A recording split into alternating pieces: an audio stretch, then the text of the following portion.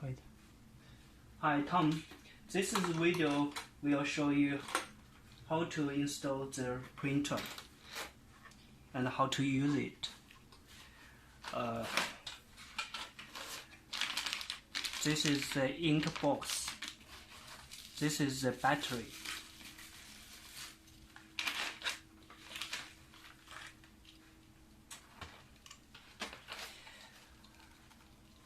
Install the battery, insert it like this. Okay, then look at this. This will lock the ink box. Remove the protector.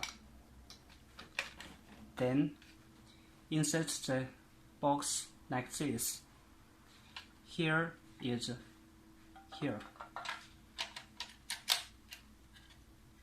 Then lock it. Use this to lock it.